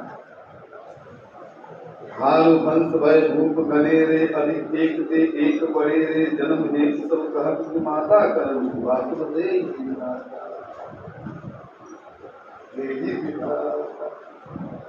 देही विधाता। कहा कि भानु वंश भय भूप घने रे, सूर्य वंश में एक से एक राजा है ना, बड़े से बड़े राजा, अधिक एक से एक बड़े। एक आया उसकी महानता के गुण गाएगा, तब तो उससे दूसरा महान आ गया, तीसरा महान आ गया, इतने राजा हुए। जन्म हेतु सब कह पितु माता, सभी के जन्म के कारण माता पिता होते हैं। और क्या है, कर्म शुभाशुभ देई विधाता, शुभ अशुभ कर्मों का फल क्या है, विधाता देते हैं। तो जन्म तो क्या है, माता पिता के सहयोग और कृपा से या उनके गर्व से आपको मिलता है। इसलिए मल्लिक ने अपनी डायरी में लिखा है कि यथार्थ दो तरह के, एक भोगा हुआ यथार्थ रहता है, जिस यथार्थ को हम भोगते हैं वो हमें विरासत मिलती है। जैसे यहाँ आप पिछले बैठे हैं, सब अपने अपने यथार्थ को भोग रहे हैं, जिसको आपने नहीं रचा, कुछ एक रच रहे होंगे बीच में, और रचा हुआ यथार्थ वो होता है जिसे हम रचते हैं। तो वंश में जन्म ले लेना और बड़े से बड़े यश कमाना, ये माता पिता के कारण। वंश तो क्या है, माता पिता का है, तो वो इसमें करिए। लेकिन कर्मों का फल जो विधाता देता है, वो शुभ और अशुभ को ध्यान में रख करके, जो हमने किया है उसे ध्यान में रख करके। दलित दुख सजई सकल कल्याण, अस असीम रावरी जब जाना, तो गोसाई विधि गति नहीं छेकी, सकई को तारीफ एक जो की। अगर आपका आशीर्वाद हो तो जो दुखों का दमन करके समस्त कल्याण को क्या करती है, सजा देती है। दलित दुख सजई सकल कल्याण, दुख को दल करके, उसका दमन करके, सजई सकल कल्याण, और सकल माने समस्त। इस सकल का कॉन्सेप्ट बार बार आएगा। अभी भी हमारे गांव में हमारी दादी अम्मा जो पूजा करती है, प्रार्थना में यही आता था कि सकल समाज के भला करिए। अब तो हम प्रार्थना में यही कहते हैं कि हमारा ख्याल रखिएगा, विघ्न बाधाएं हटाइएगा हे प्रभु, और जीवन में चल रहा है उसको ठीक करिएगा और गति दीजिएगा। मैं शैली आ गई। अब तो हम मंदिर में भी जाते हैं तो पेड़ों पे अपना नाम लिख के आते हैं, यही मैं सार्थक हूँ, बाकी सारे मैं डूब जाते। लेकिन पहले जो प्रार्थना का रूप था उसमें तमाम मांगों से परे और सर्वोपरि जो था, जहाँ ला करके सब कुछ को समेट दिया जाता था, वह था सकल समाज। कहा कि अस असीस रावरी जग जाना, जो अगर जगत जानता है या जिसका आशीर्वाद आपके सर पर हो संसार को लेकर के, तो गोसाई विधि गति नहीं छेकी, सकई को तारीफ एक जो थी।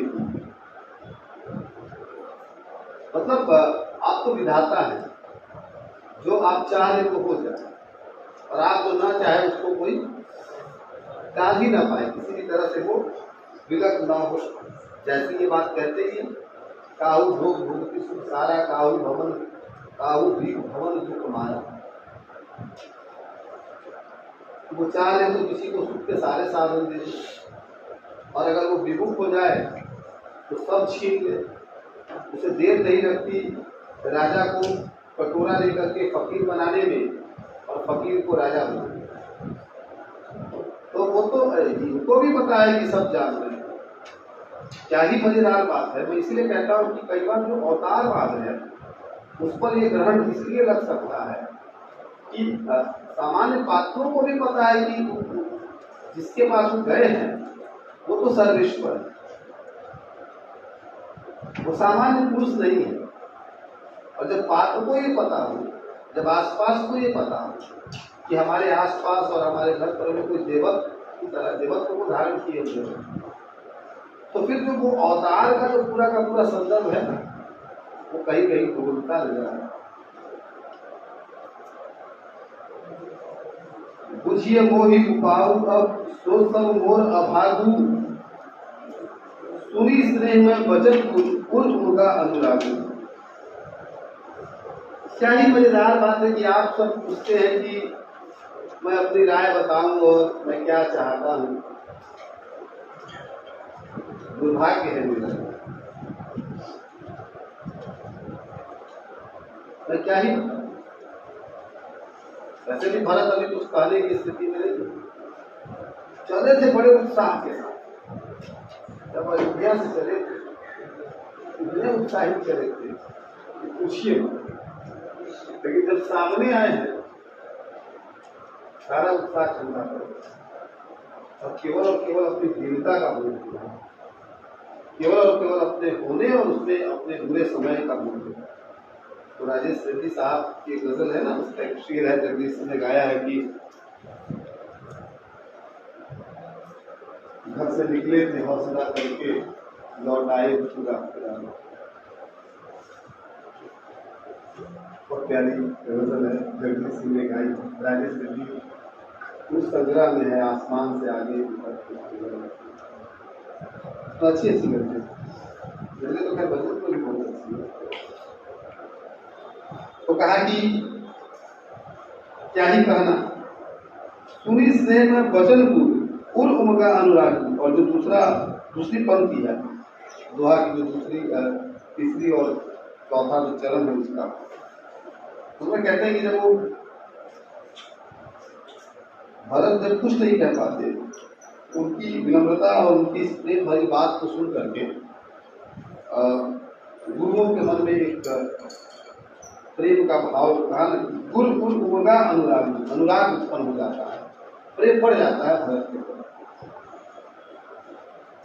तात बात पूरी राम कृपा ही राम विमुख सिद्धि सपने नाही, सकुचौ तात कहत हित बाता अरध तज बुध सर्वस जाता।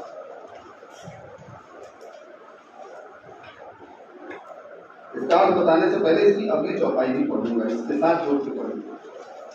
सकुचौ तात कहत हित बाता अरध तज ही बुध सर्वस जाता, तुम कानन गौरव दो भाई फिर ही लखन सिय रघुराई, सुनि सुवचन हर से दो भ्राता वे प्रमोद पूर्ण।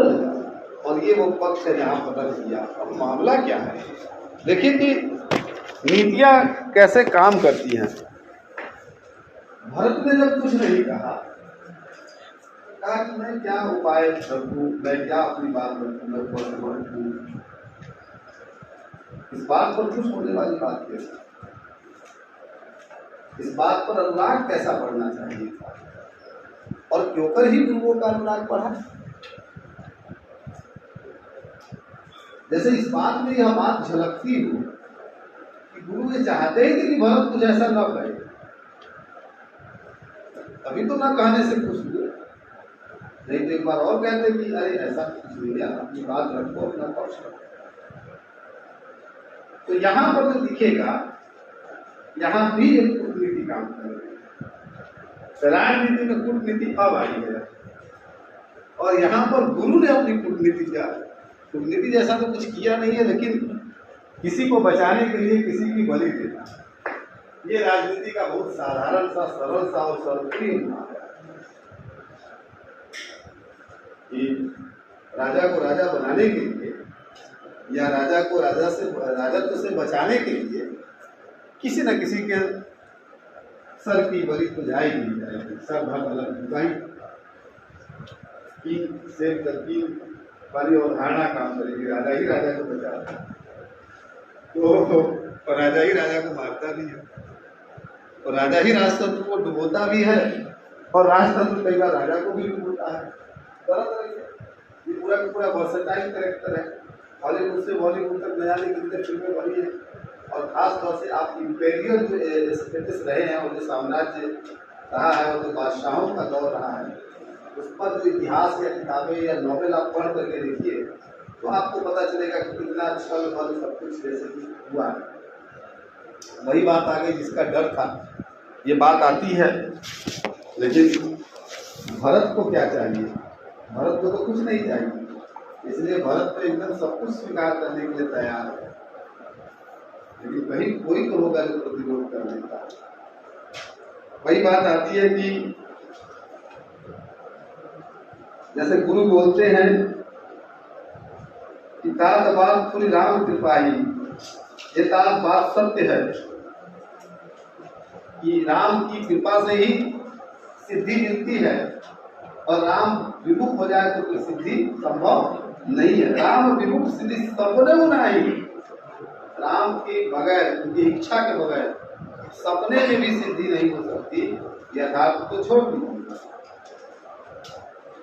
जब गुरु ऐसा कह रहे हैं और जब तुलसी ऐसा कहलवा रहे हैं, तो इसका मतलब है कि फिर यहाँ पर आइए, जो मैंने कहा ना कि राम को जो आप कहते अवतारी जब होते हैं ना, तो हम उनके अवतार या मनुष्य पक्ष को जीते हैं, मेरा ये मानना है। आप उससे सहमत हो या ना हो, इसको ये आपकी राय है।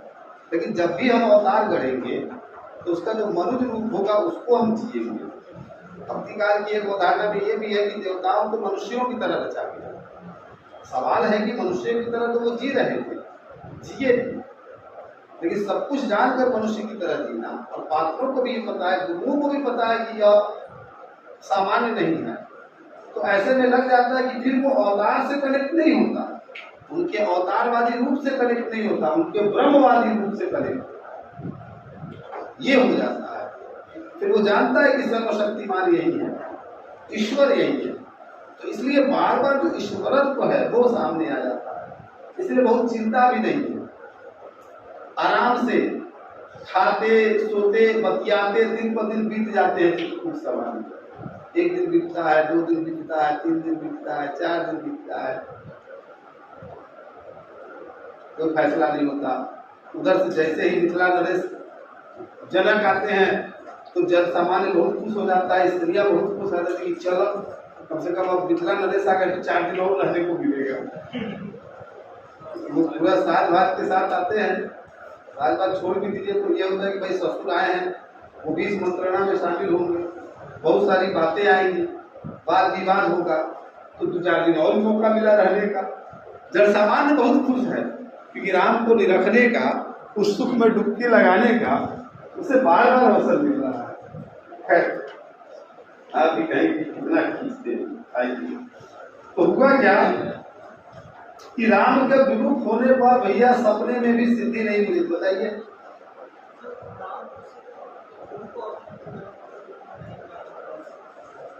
अभी कोई सवाल मत करो, अभी सवाल करोगे तो फेंक देंगे बाहर, क्योंकि सवाल के लिए तीसरा सत्र है, नोट करके रखते रहो। और सवाल अब मैं अगर एक कंडीशन लगा दूं कि जिन्होंने रामचरित नहीं पढ़ा है मानस, वो नहीं सवाल करेंगे, तो आप जैसा कोई नहीं करेगा, बेकार तो करेंगे। क्योंकि क्या है ना कि अति उत्साही होकर के सवाल करने से ज्यादा अच्छा कि टेक्स्ट को पहले पढ़ना। कमाल ये कि टेक्स्ट पढ़े नहीं है तो बहुत सारे सवाल तो ऐसे ही जिनका जवाब देना मैं उचित नहीं समझता, क्योंकि उसके जवाब ऑलरेडी इसी में दिए गए। और आप तो ये जो गेस्ट पेपर टाइप की पढ़ाई खोजते हैं और ये जो की लाइन खोजते हैं और 4 पेज का आंसर खोजते हैं और ब्लैक बोर्ड पर एक सूत्र वाक्य खोजते हैं और पिक्चरों से दिखा करके अपना काम निकाल लेना चाहते हैं, कम से कम 1.5-2 सालों में पता चल ही गया होगा कि हमारा पैटर्न ये नहीं है ऐसा। तो व्यर्थ है सर पीटना, माथा ठोकना, टकराइए दीवार में, छोड़िए रखवाइए। खैर ये छेपक था बीच में आ गया, नोट करके रखे रहो, बाद में सवाल का सत्र तीसरा है, इसलिए अभी अगर उसमें उलझेंगे तो फिर टेक्स्ट छूट जाएगा। और भोजन भी करना है, सवेरे कुछ नहीं खाए, इतना सब चक के चल दिए। तो कहा कि सकुचौ तात कहत एक बात, एक बात कहना चाह तो रहा हूं लेकिन संकोच हो रहा है। कैसे? जब कोई आपका सर मांगने वाला हो, जब कोई ये कहे कि कहते हुए बहुत संकोच हो रहा है, कैसे कहूं, तो समझ लीजिएगा कि कुछ ऐसा मांगा जाने वाला है या ऐसा प्रस्ताव आने वाला है जिसमें अपना होना और न होना दोनों के खत्म होने की गुंजाइश रहे। क्योंकि सब समाज जो है ना, बड़े बड़े योगदान और बड़ी बड़ी कुर्बानियां संकोच नहीं मांगता है, बहुत संकोच हो रहा है। लेकिन आप अगर अपना हाथ वापस ले लेते, आप ऐसे नहीं ऐसे कर देते तो क्या बता, तो बहुत ऐसा है। खैर छोड़िए। तो बहुत संकोच व्यक्त करते हुए गुरु ने कहा तो गाना तो चाहता हूं लेकिन संकोच हो रहा है, और तर ही खुद सर्वस हो जाता। और मुहावरा कह दिया यहाँ पर, और मुहावरा ये कहा कि जो बुद्धिमान लोग होते हैं, आधा क्या है, जब पूरा जाता देखते हैं तो कम से कम आधा बचा लेते हैं, आधा छोड़ देते हैं। जब ये पता चल जाए कि सब कुछ खत्म होने वाला है तो हम सोचते हैं कि जितना बचे उतना ही बचा लो, अगर वो बच जाता है तो। कहते हैं मुनि की, ऐसा करो कि तुम दोनों भाई भरत और शत्रुघ्न वन में चले जाओ, वनवास तुम दोनों ले लो और राम लक्ष्मण सीता को वापस अयोध्या लौटा दिया जाए। क्या ही यह प्रस्ताव अगर रखा जाए तो क्या खराब होगा? कि भरत और शत्रुघ्न वनवास करे तो पिता की बात भी सही हो जाएगी, दो बेटे तो वनवास करेंगे, और जो नगरवासियों की इच्छा है उसमें राम लक्ष्मण सीता लौट भी जाए। भरत और शत्रुघ्न को क्या चाहिए था? दोनों ने ये प्रस्ताव सुनते ही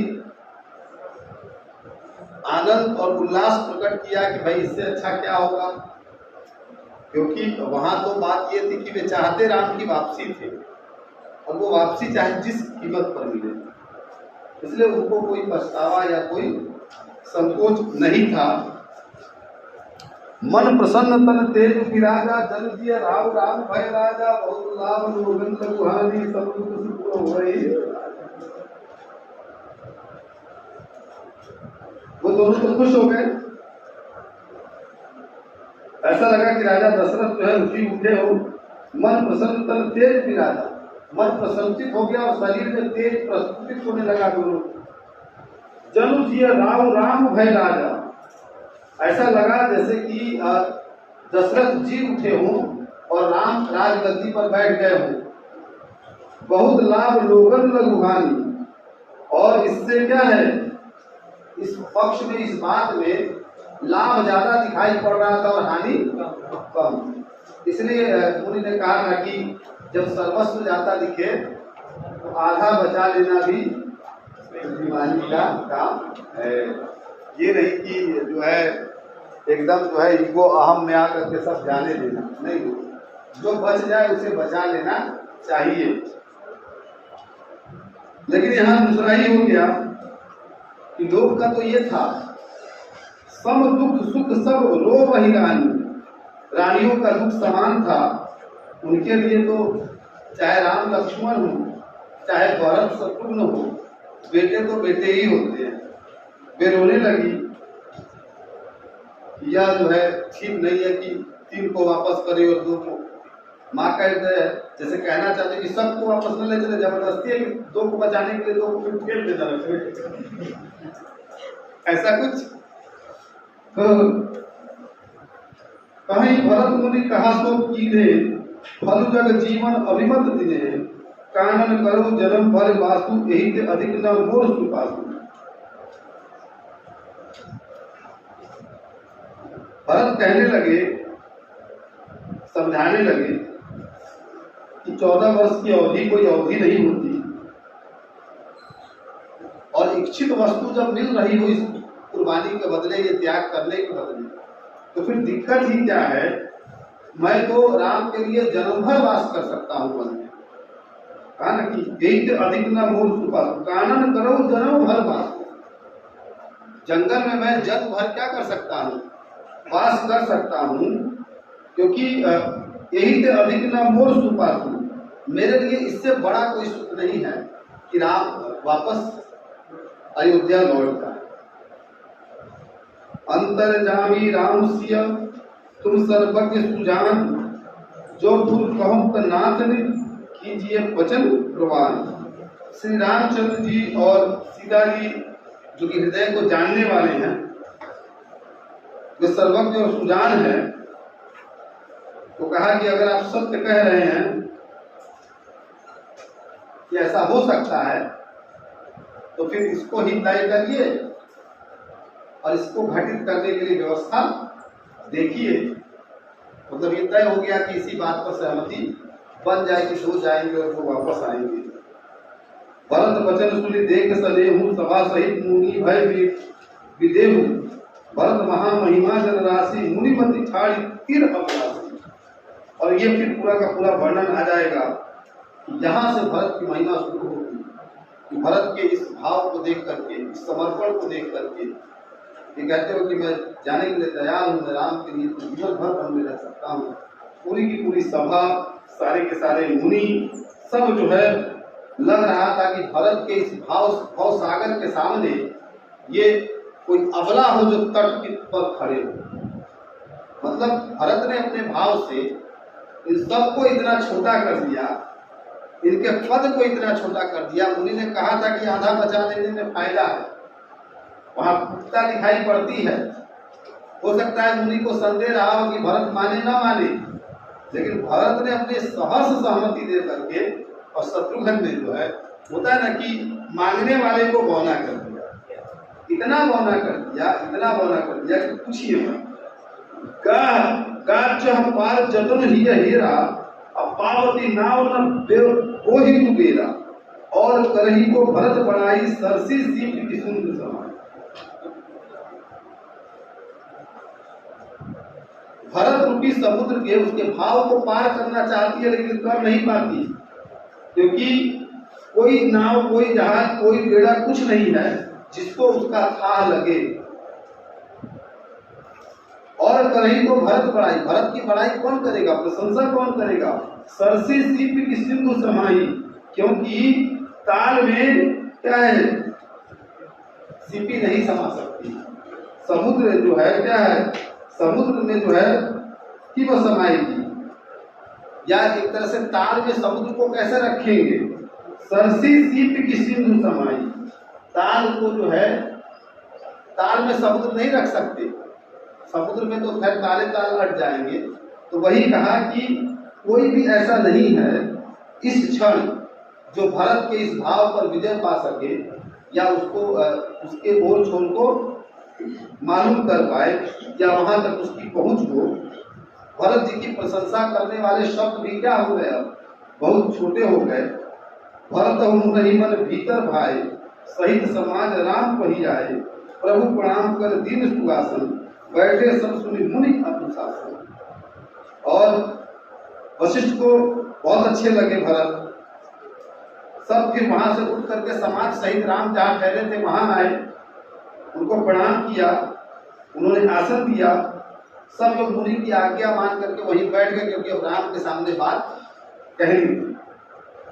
बोले मुनिवर वचन विचारू, देश काल अवसर अनिहारू, सुन राम सर्वज्ञ सुजाना, धर्म नीति गुण ज्ञान निधान। धर्म नीति यहाँ पर आ गई,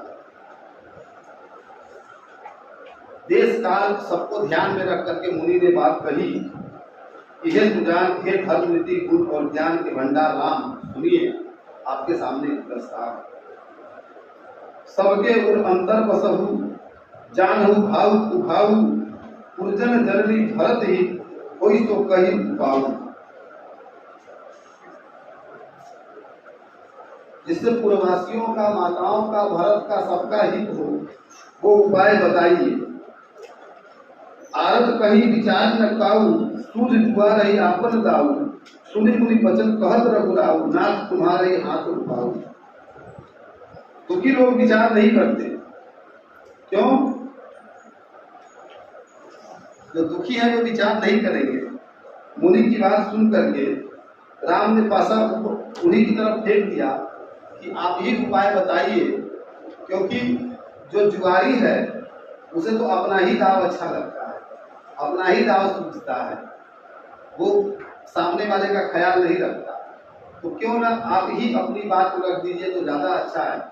मैं अगर कोई बात रखूंगा तो उसमें क्या है, हो सकता है कि लोगों को ये लगे कि पक्षधरता नजर आए, या ये नजर आए कि मैं सबकी अवहेलना कर रहा हूँ। वो यहाँ तक कहते हैं कि सबकर हित रुत राम राखे, आय की मुदित पुर भाग्य, प्रथम जो आयु सुन वो कहूँ हुई, माथे मानी करो सिख सुनी। कि आप जो कहेंगे जिस भी तरह से वो बात मानी जाएगी, आज्ञा का पालन होगा, और जो भी आप आदेश देंगे उसे मैं सर माथे पर चढ़ा करके ग्रहण करूंगा। क्योंकि जाहिर सी बात है कि राम के चरित्र की यह भी एक विशेषता है कि कहीं भी बड़े की अवमानना नहीं करते, बड़े उनके लिए बड़े हैं। इसलिए कहीं भी आप ये देखिएगा, पता नहीं अगर रियर एक आध जगह अपवाद हो तो, कि वे अपने को कभी भी न तो सुपरसीड करते हैं और न कहीं पर जो है बहुत बढ़ कर करके अपने से जो है कोई फैसला कर लेते हैं। नहीं, जैसे कि राम के पूरे शील स्वभाव में ये अंतर्निहित है कि वो इस तरह से बने ही है कि जिसमें सबकी सम्मति जरूरी हो। ऐसा पुनि जही कहब गोसाई, सो सब भीति घट से गाई, कहब राम सत्य तुम भाका, भरत सुने विचार न रखा। अब जिसको कहेंगे सारे के सारे सेवा में लग जाएंगे। हे राम, तुमने सच कहा, पर भरत के प्रेम ने विचार को रहने नहीं दिया। तुमको लगता होगा कि मैं गुरु हूं और मैं विचार से अपनी बातें रखूंगा, मैं राजनीति और लोक नीति को ध्यान में रख करके अपनी बात करूंगा। पर इस समय जिस तरह से भरत ने अपना स्वभाव रखा है, उसने विचार की सारी श्रृंखलाओं को तोड़ दिया, उसने ध्वस्त कर दिया उसको।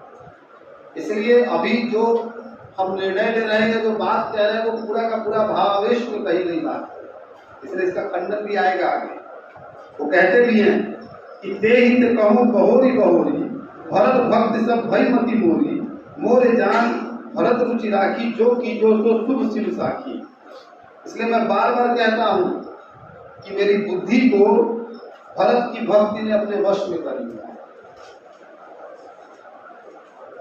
मोरे जान भरत रुचि राखी, मेरी समझ में तो भरत की रुचि रखकर तो किया जाएगा, जो कीजिए सो शुभ शिव साखी, शिव जी साक्षी हैं, वही शुभ होगा, वही अच्छा होगा। तब इसके बाद यही रुकेंगे। अभी 59 तक ही है ना, ये 58 अंतिम है ना। तो बस ये दोहा आता है जो नीतिगत संदर्भ है कि भरत विनय सादर सुनी, करिय विचार बहोरी, कर्म साधु मत लोक मत, निर्णय निगम निचोरी। पहले भरत की विनती आदर पूर्वक सुन लीजिए, फिर उस पर विचार कीजिएगा। तब साधु मत, लोक मत, राजनीति और वेदों का निचोड़ निकाल कर आपको जो उचित लगेगा वो भरत को सुनिएगा, और लोक नीति, राजनीति, वेदों का मत और साधु मत सब पर विचार करके जो अच्छा लगेगा आप वही कीजिएगा। तो ये है, यहाँ तक तो आपका सिलेबस है। इसी में आगे कुछ महत्वपूर्ण पंक्तियां हैं जिसमें थोड़ा समय लगेगा, और फिर उत्तरकांड भी बचा है, अभी सवाल भी बचे हैं, जवाब भी बचा है, आलोचना भी बची है।